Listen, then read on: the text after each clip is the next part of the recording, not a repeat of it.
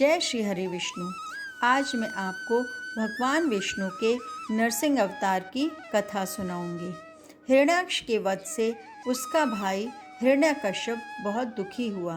वह भगवान का घोर विरोधी बन गया। उसने अजय बनने की भावना से कठोर तप किया। उसे देवता, मनुष्य या पशु आदि से न मरने का वरदान मिला। वरदान पाकर वह अजय हो गया। हिरण्यकश्यप का शासन इतना कठोर था कि देव दानव सभी उसके चरणों की वंदना करते रहते थे। भगवान की पूजा करने वालों को वह कठोर दंड देता था। उसके शासन से सब लोक और लोकपाल घबराए हुए थे। जब उन्हें और कोई सहारा न मिला तब वे भगवान विष्णु की प्रार्थना करने लगे।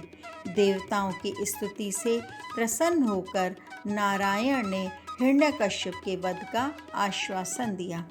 दैत्यराज का अत्याचार दिनों दिन बढ़ता ही गया, यहाँ तक कि वह अपने ही पुत्र प्रहलाद को भगवान का नाम लेने के कारण तरह तरह का कष्ट देने लगे। प्रहलाद बचपन से ही खेल कूद छोड़कर भगवान के ध्यान में तन्मय हो जाया करते थे। वे भगवान के परम प्रेमी भक्त थे।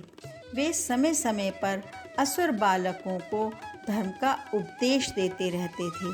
असुर बालकों को उपदेश देने की बात सुनकर हिरण्यकश्यप बहुत क्रोधित हुआ। उसने प्रहलाद को दरबार में बुलाया। प्रहलाद जी बड़ी नम्रता से हाथ जोड़कर चुपचाप दैत्यराज के सामने खड़े हो गए। उन्हें देखकर दैत्यराज ने डांटते हुए कहा, मूर्ख, तू बड़ा उद्दंड हो गया है। तूने किसके बलबूते पर निडर की तरह मेरी आज्ञा के विरुद्ध काम किया है। इस पर प्रहलाद ने कहा, पिताजी, ब्रह्मा से लेकर तिनके तक सब छोटे बड़े चर अचर जीवों को भगवान ने ही अपने वश में कर रखा है।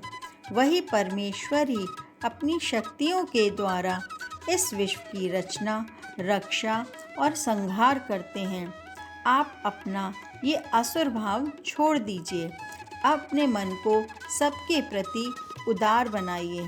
प्रहलाद की बात सुनकर हिरण्यकश्यप का शरीर क्रोध के मारे थर थर काँपने लगा।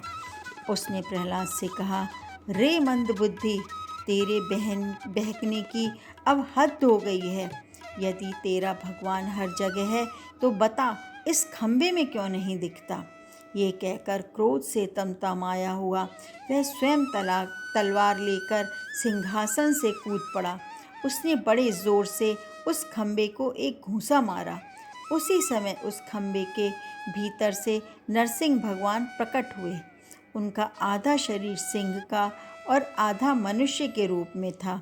क्षण मात्र में ही लीलाधारी नरसिंह भगवान ने हिरण्यकश्यप की जीवन लीला समाप्त कर दी। अपने प्रिय भक्त प्रहलाद की रक्षा की। सर्वव्यापक नरसिंह भगवान को हम सब नमस्कार करते हैं। जय श्री हरि विष्णु।